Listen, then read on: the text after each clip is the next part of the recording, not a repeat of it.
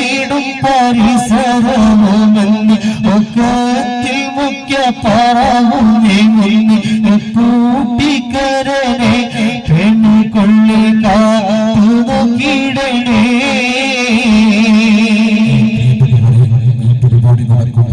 നമ്മുടെ സംഘാടകർ നിങ്ങളുടെ മുന്നിൽ ബക്കറ്റുമായിട്ട് വരുന്നുണ്ട്.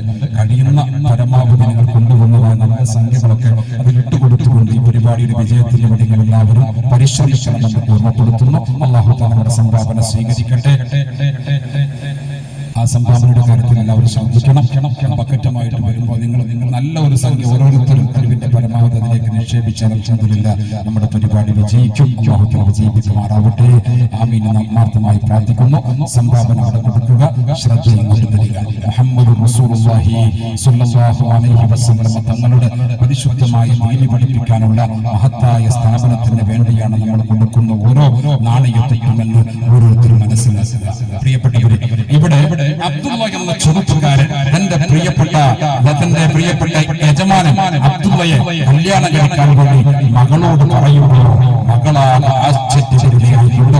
തന്റെ പിതാവിന്റെ അരികിലേക്ക് മാറി നിൽക്കുകയാണ്. അവസാനം ആ ചർച്ച അവിടെ അവസാനിച്ചു. അങ്ങനെ ഇരിക്കുമ്പോ തന്റെ പ്രിയപ്പെട്ട യജമാനൻ ഒരു ദിവസം അബ്ദുള്ള അവിടെ നിന്ന് മാറിപ്പോയി തന്റെ ഒട്ടകത്തൊഴുത്തിന്റെ ഒരു മൂലയിൽ ഇരുന്നു കൊണ്ട് അവിടെ അബ്ദുള്ള ചെയ്യാറുള്ള പണിയുണ്ട്. അബ്ദുള്ള അവിടെ വെച്ചുകൊണ്ട് തസ്ബീഹുകളും തഹ്ലീലുകളും ദിക്റുകളും സ്വലാത്തുകളും ഒക്കെ ചൊല്ലിയിട്ട് അങ്ങനെ യജമാനൻ കാണാതെ നേരെ അങ്ങനെ കടിച്ചു. നമ്മൾ മനസ്സിലാക്കണം, ഒരു മനുഷ്യനെ കൊണ്ടുപോയിട്ട് വളരെയധികം പ്രയാസപ്പെടുന്ന ഒട്ടകങ്ങൾ താമസിക്കുന്ന തൊഴുത്തിന്റെ അരികിൽ കൊണ്ടുപോയിട്ടാണ് കിടക്കാനും താമസിക്കാനുമുള്ള അവസരം ഉണ്ടാക്കി കൊടുക്കുന്നത്. അവിടുത്തെ നജസെല്ലാം വൃത്തിയാക്കിയിട്ട് ആ ഭാഗത്ത് നിന്ന് നിസ്കരിക്കുകയും തസ്ബീഹ് ചൊല്ലുകയും ഒക്കെ ചെയ്യുന്നത് നമ്മളൊന്ന് മനസ്സിലാക്കുക.